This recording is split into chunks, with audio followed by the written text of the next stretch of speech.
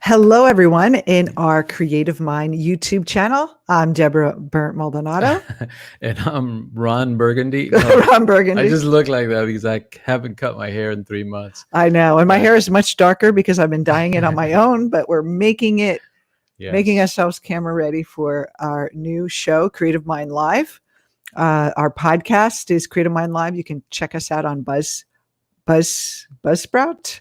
I will post the link below after we're done with the show. We're going to come live every week and tell you, fill your minds with creativity, inspiration. So post your questions. Yes, we post your like questions. And give us the hard ones. We like the hard stuff. And if you haven't already, please subscribe to our channel. We will remind you afterwards, so you can make sure you get every episode. And some information below, always with our broadcast of what's we're doing, what's happening in the world of Creative Mind. Yeah, what you can be a part of. Yeah. So today we wanted to start with something light and simple, some light easy reading. The Dark Night of the Soul. Yes, yes. No, what you won't call the shadow, because a lot of people have questions about the shadow, and it's so misunderstood. So we wanted to clarify a little bit of it, and tell you about our personal experience with the shadow and how we work with clients through the shadow work. And if you're not familiar with our work, we do coaching, not therapy. We're coaches. We run a coach training company, and it's based on Eastern philosophy, Jungian depth coaching, that we developed a method called the Creative Mind Method. And it helps people find love, have success, healthy body, and reach their spiritual purpose all in one weekend. So we talk a lot about topics of about the mind, about consciousness, about spirituality, about psychology. So we would love to hear your questions and answer them each episode. So today we get a lot of questions about fear. And what is, how do I deal with fear? I don't want to do that because it's going to be scary. So let's talk about fear and how to work with it. Right. So it sounds like we're doing two podcasts or two different shows, but because I said the shadow and the Dark Night of the Soul, and you said fear, which is the same thing. Yes. So we just want to clarify that. Let's say at the heart of the shadow work, at the heart of the Dark Night of the Soul is fear. Yes. And it's both the shadow work and the Dark Night of the Soul. Okay. Well, let's talk about what is the Dark Night of the Soul, because a lot of people, and the shadow work, because some people are new. Well, so the Dark Night of the Soul has become part of the culture, and people often talk about it. But it actually comes from Spain. I'm not sure on the year. I'll look that up. But it came from Saint Teresa and one of her pupils, who is named Saint John of the Cross. So these guys were mystics, essentially Christian mystics. And Saint John of the Cross then wrote a book called The Dark Night of the Soul, or he mentions the Dark Night of the Soul in one of his books. And he described it as this process of deconstruction, of letting go of the old self so that he could be closer to the divine. And it's a play that has been played out through myths and humanity, and famous people go through it, and it's a transformational process. And it has a bad rap because it's called the Dark Night, and it means that this kind of terrible things happening to you, but it's actually a impactful spiritual experience. Right, because like I was telling some of our students, the word soul is in there, which means it's a spiritual process. It's not just the dark, just the darkness or the ignorance or the absence of light. It's the soul, right, that is undergoing or experiencing these things.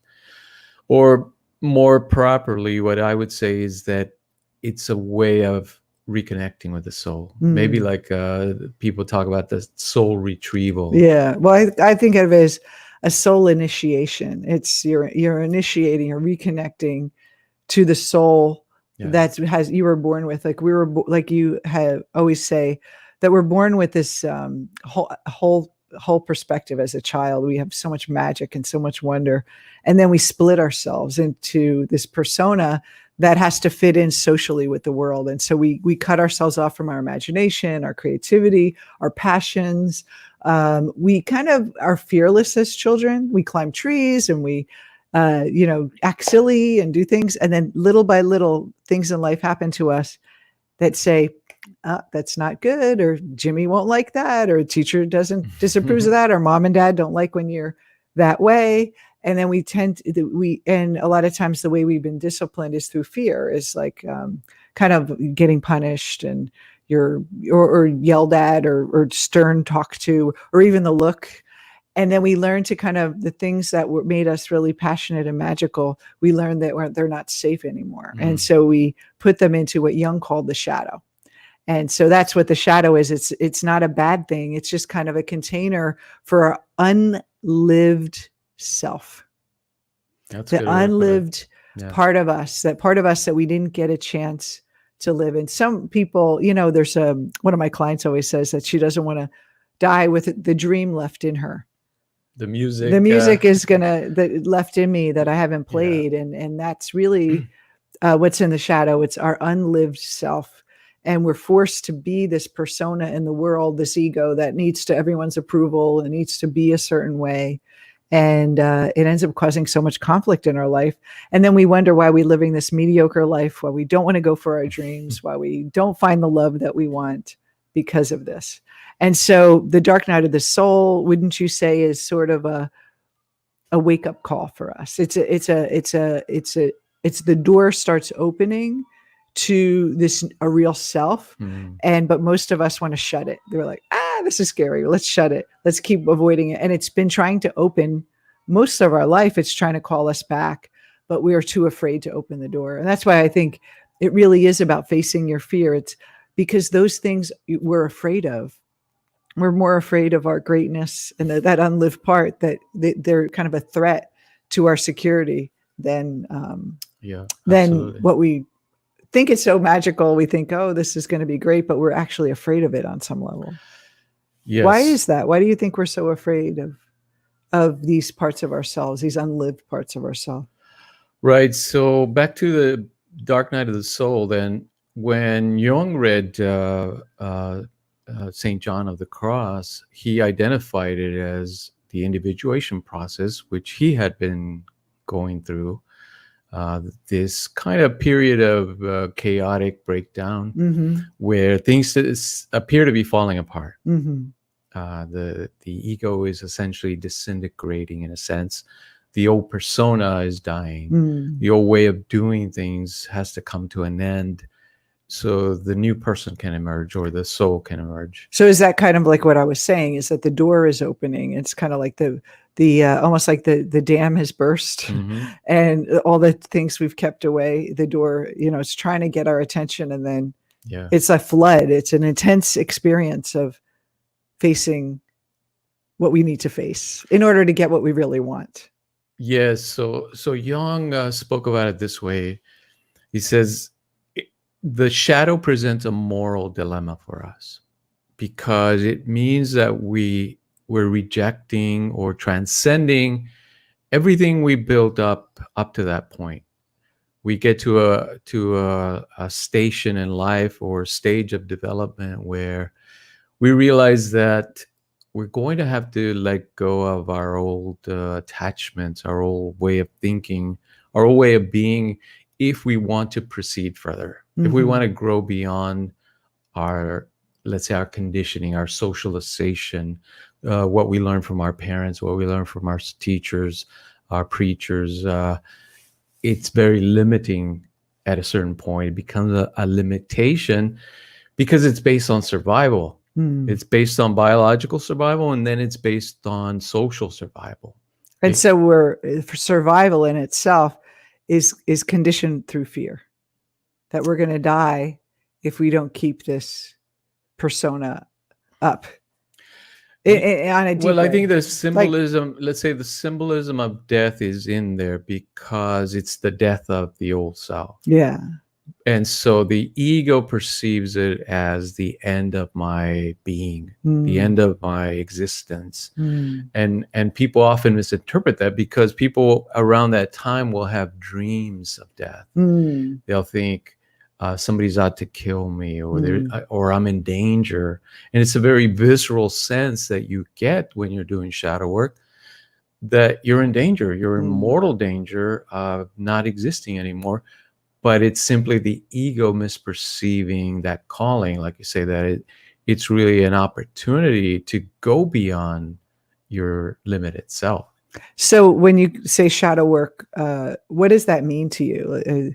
The dark night of the soul is the intense emotional experience. Absolutely. So let's talk about what that is. The I see it as this time where it Mm, feels like everything is either falling apart, or there's an intense experience that causes an intense emotional reaction that is almost overdrawn.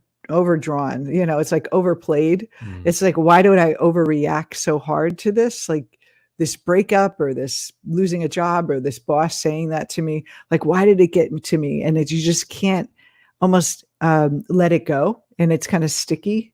And it feels as though you're wrestling inside. And it's that's what I would say the dark night of the soul feels like. It's like you're questioning yourself, you're questioning the world, you're questioning where you're going in life. It's this big moment of really asking yourself, what the heck is going on with me? And where am I at? Would you yeah, agree? because we both face those periods in our life where we lose our job, or we get fired, or we we quit because it's like meaningless. Hmm. Uh, And those periods, we often interpret them as depression or anxiety, or kind of we lost our way. Hmm. But it's essentially that we don't have a structure for people to undergo that process of transformation that is the dark night of the soul. And so the outer experiences, would you say sometimes it feels as though your life is falling apart? You lose a job, you lose a relationship, or someone you love passes that you Mm, didn't expect, or have some kind of tragedy. And we just we don't use that opportunity that creates this intense experience to change. We just kind of get in survival mode because most people don't have coaches to help them through it. right. So if you notice in depression, it's a very looking inward process, right? Hmm. Your mind forces you to slow down. There's no energy for doing. It's saying it's time to look inward. It's Mm. in some traditional cultures they would call it the time of ashes. So a Ah. time of ashes was people understood when you were in the time of ashes, you weren't expected to hunt or work. You were given that time to do your process. When I always talk about this, and this actually made me remember something when I went through my homeless, manless, and jobless phase way before I met you. I broke my engagement a week later, lost my job, and then we had to sell the condo. I had to move out within like 30 days. I was out living without a home, couldn't buy anything because didn't have a job for down Mm, payment and all that.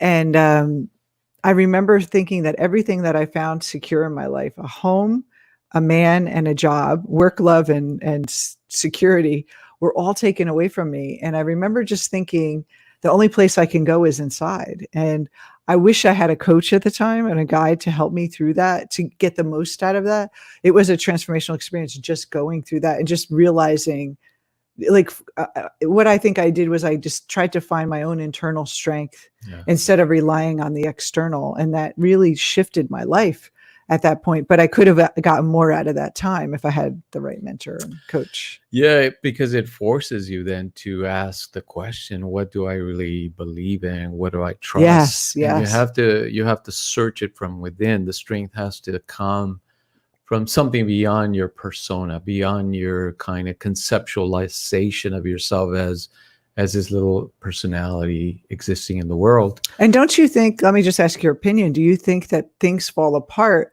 because they're not aligned with who you're becoming? And so it feels as though these things are happening to me, but in a way we asked on a deeper level for these things to fall apart because we wanted that. Because I always felt that, like at the time I said, God decided you're on the wrong track here. This is the wrong guy, the wrong job, the wrong situation. You're in your mind. I had so many bigger dreams, and I kept kind of pushing them in the shadow. I was like, Yeah. maybe I don't need to be an entrepreneur right now. Maybe he could, do his thing. Maybe I shouldn't do this, what I love. Like, let me stay in a regular job. And I kind of got caught up in having the security versus my dreams. And it was like, okay, well, you know what? We're going to take it all away. But it was me. It was like an aspect of myself. Now I realize, looking back, that there's a part of us that chose these things to fall apart, so then we can put our new life together as our new self. Yeah, Choza is a difficult word in this Not consciously. right? Because we don't do it consciously, but there is a pressure from the unconscious to compel us to express the deeper parts of ourselves. It's like this energy is like a desire that wants to be expressed, and then the ego pushes it back, and then the desire keeps coming. Now that desire is also coming from us. Yep. So there's always this battle inside of living our biggest dreams, what we want, and then the ego saying, no, it's too scary. Don't let's stay in the line of how we've been conditioned. Just like when we were kids, we wanted to do, like, I want to be an astronaut, or I want to do this. And I remember my biggest downfall, I always tell you, is I wanted to be a singer.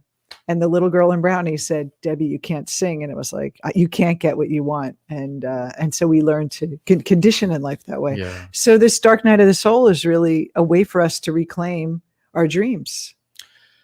Yeah, absolutely. Not only reclaim, but to find them, because I don't think we know what we're meant to be doing before we undergo the process. Because again, we're operating under the conditioning of society, of our parents and our culture. We think we're supposed to be doing what kind of will please our parents or please our teachers, or fit in, or impress others, yeah, or with friends. our peers and all that. And there's nothing wrong with those things, but they're not real choices. They're not individualized choices, which is what Jung meant by individuation. Individuation is meant to get you to the place where you're really choosing for yourself out of creative space. So this is the mistake a lot of people make when they're in those situations. They want to go back to where they were before. They say, if I could only get back to normal. And that happened to me. Yeah. When I went through that stage, as soon as I got a job offer for another similar internet marketing job, which is a great job, actually, I went back, because I said, this is way too scary for me. I can't change careers and leave a relationship. I need to I remember thinking to myself, I need something secure in my life. And I think, and that delayed me living my dreams for 2 more years, because it was too much for me. I didn't have a guide to say, you said you wanted to do this. Why don't you keep going? Why did you stop? Yeah, that's the key, is to push forward. Not go backwards. Not backwards, but to push forward, because like in the hero's journey, the task is, it's a phenomenal task. It's something that you're not sure you can do. And it has to have that quality. It's a challenge. It has to have that quality of, I'm not sure I could do this. I might even perish in doing this. But if you meet that challenge, and this is the scary part, right? This is where the fear comes in, that at the heart of that is the thing that you fear the most. And it will present itself as the thing you fear the most, because that's the way consciousness works. Whatever we push away into the shadow becomes an external situation. Well, it's almost like like you always say, the psyche has this quality of it knows all the codes, and it knows what's going to get you to stop, because it developed them, those defenses. So if you have a fear of heights, it's going to keep reacting from that fear. So, and then as long as we respond to the fear the same way, we end up staying in the same place. So if what kept me going, kept me in the corporate world, was the fear of, I can't do this on my own. I can't make money on my own. I have to rely on a paycheck. The only way to break free is see if I can do it. And I remember when I left the corporate world, I said, I just want to see what I'm made of. I was up for the challenge. It was no longer an option. And maybe it was perfect that I went back to the corporate world, because I took the road most traveled versus the least traveled. And then I decided, I did that already. I went back already. This is not the time to go back anymore. I've done that. I've lived it. It's time to do something different. And it was scary. Sure. But I feel that if we are willing to face our fears, we become unstoppable. There's no transformation without fear, without courage, without, I think sometimes when people watch The Secret, that's kind of old now. It's like 20 years ago. But people think of the law of attraction and they could just like manifest what they want. They don't realize that there's a barrier between where you are and where you want to be, and it's fear. It's just something you're afraid of that's preventing you. Not that you can visualize like crazy, and you may get some things, but to truly become the transformational person that you want to be, the true self, you have to face that fear. Yeah. And it's always never as scary when you actually face it than your mind anticipates it to be. I guess that's normal. Yeah, it's ultimately a paper tiger because it's our own projection. But it doesn't feel that way. When we're in it, that's the usefulness of the guide, is to remind you of what is it that you're facing. Because if you don't have a guide, you believe the world is against you in essence. Or if you have the wrong guide that says, you're right, you should take a break. You should not face that fear, clear the fear away. And you don't have to deal with that. You're a divine spiritual person, and you're above all that, and let's try to appease the person's ego. And that's like the worst thing, is not recognizing when a client is an ego. And that's, I think, one of the best things about our coach training and coaches, is that we teach them how to get that ego, like understand what the ego is and what it's not, and who you really are. So let's talk about when they're in it. What's the experience like being in it? Just real quick, and then we'll talk about what happens afterwards. So what do you experience how would someone know when they're the dark night of the soul and they're in shadow? Both internally and externally, things start to fall apart. And Jung described it as being extremely unsettled, almost like the rug was pulled out from under your feet. Everything you were counting on disappears or lets you down. Like chaotic. Very chaotic. You might think you're losing your marbles. I feel like there's a lot of confusion, that you really just are kind of spinning and you're pulled in different directions, and then you feel like you got an insight, but then you're right back down, and it's a little bit swirly for a while. And one of the things we always recommend for people is not to try to create in that state. Like I'm trying to, go and date or build a business while I'm in this heightened emotional, chaotic state. You're not thinking clearly. You're kind of in that swirl. You want to wait, go through that first before then you'll have the clarity to what to do next, and you'll have better results than if you're trying to create while you're in the dark night. Yeah, and it's almost like any initiation, it's a test. If you're not ready to proceed, you will run back, meaning you will go back to your normal everyday life and give up the quest. But if you're able to push through and face that fear, slay the dragon and conquer the castle, whatever metaphor you want to use, then you get to the next level. It's very much like we designed those video games, that you have to solve this problem before you can move to the next level. And people want to leapfrog over their shadow and go to the goodies without really understanding what they're not bringing all their energy with them. They're only bringing half their energy. And that's why a lot of people get exhausted with dating and with trying to create a business or trying to create success in their life or trying to even lose weight. They're kind of only using half of their energy, and the other half is pulling them back. Yeah, so Jung says that ultimately it's a confrontation with the unconscious, this shadow element. And it's a confrontation with everything that's kind of been stored up in your unconscious mind. You're finally turning around. You're not running from it anymore. You're facing it and you're saying, bring it on. Mm. Whatever you got, I'm tired of running. Well, you're not always saying that, but part of you say What do you that mean? that you are, when you're going through the dark night, you are saying bringing it on, but at the same time you're kind of scared of it as well. Like it's kind of a little scary.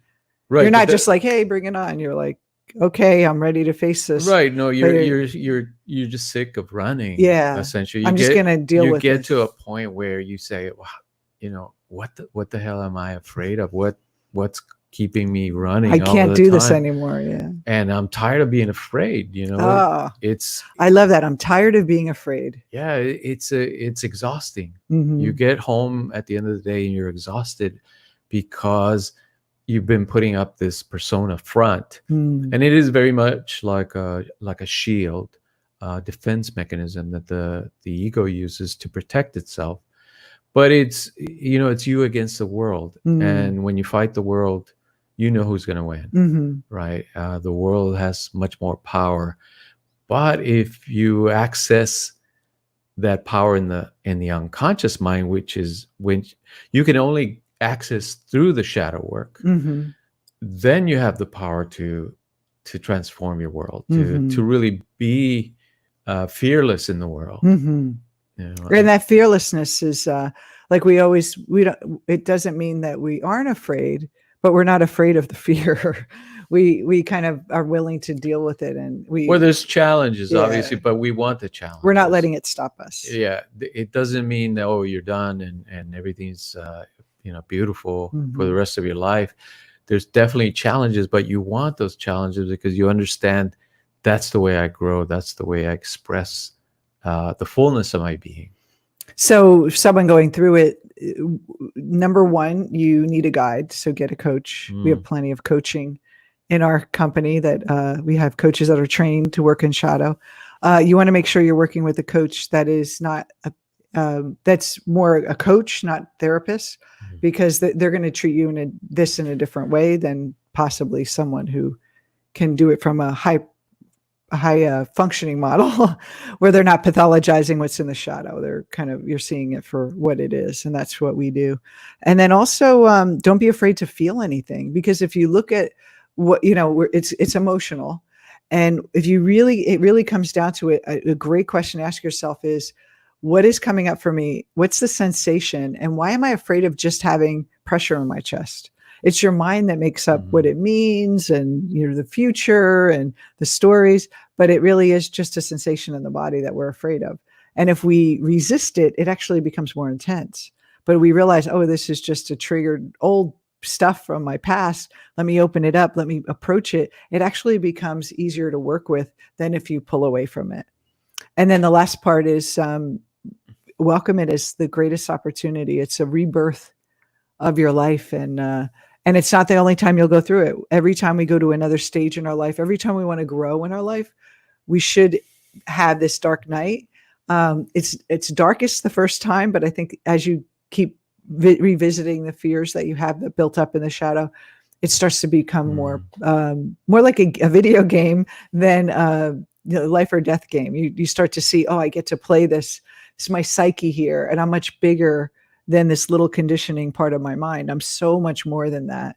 Instead of thinking this conditioning is all of who I am and I'm inside of it battling, you're kind of outside of it, still with it, but you're not as consumed with it and letting it take you away. Yeah. And from the other side, meaning what's on the other side? Once you get past the shadow, you realize yourself as a spiritual being. The whole idea of the process of the dark night of the shadow of the soul is to be reborn, right? A lot of the mythology, a lot of the spiritual traditions talk about this as the second birth, the rebirth, the rebirthing of yourself in a way.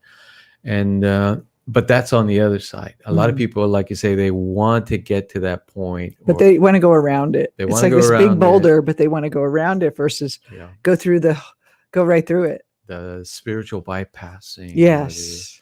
kind of I'll just manifest something else so I don't have to deal with this fear. magical thinking. Or here's the best thing is like, if you're afraid of what other people think, they think that overcoming it is by saying, I don't care what people think. Oh, Yeah. right, And that right. pushing it away, you're still giving energy to it because now you're pushing people away and you don't want to be surrounded by people who criticize you or are toxic and you're really not going anywhere. You're just kind of hiding from it. And what we want to do is we want to face it. We want to face those things that scare us so that it doesn't control us anymore because whatever we fear controls us. Yeah. It controls our life. And so afterwards, it feels this fearlessness, this power. I feel like after I go through a dark night, my many dark nights I've had, I feel so much more confident and so much more focused. And I feel like it's like this power pack that I've had that's stored away that I'm like retrieving more and retrieving more. And it's like, wow. And you're just kind of more, you feel like more is possible for you. Yeah. And you start, and then the next time you go through it, I've been through this. I've been through this dance before, this rodeo before. I know how to work with it, and it becomes easier and easier. It's almost like, speaking of rodeo, it's like taming the wild horse. It's like that, all those emotions, and it's resisting, and then all of a sudden the horse starts to follow your lead. And that's kind of what we want to do with our emotions and our mind. Is we want to tell them we're in charge. This critical thinking, panicky thinking, emotions, those aren't driving our life anymore. And it's a powerful place to be. Yeah. But a lot of people, one of the questions is, would I get stuck there? What would you say if I go, Well, like I'm in this place? what I see often with our clients or our students often is that they think, because it is so transformational, just doing shadow work, they think that that's it, that's individuation. That's only the beginning. I know, it's like just the this first step. Yeah, it's just the entry point into individuation. And a lot of people just think, well, because I've been doing shadow work and I get it, I'm done. But it's the ticket in. It's your golden ticket into individuation, which is a lot deeper. It goes into the collective unconscious, into you understand dreams and like my first dreams before I did shadow work were all about my personal life. And then when you go through on the other side of the dark night of the soul and you really work with the shadow and integrate that power and stop pushing it away, then you start to have dreams of a collective nature. You start to see that your duty in this world is much more than you just feeling happy and people liking you, that it's like, wow, I have a mission here. I have a purpose here. And I can influence like everyone here and wake people up. And it's really an incredible process to go through.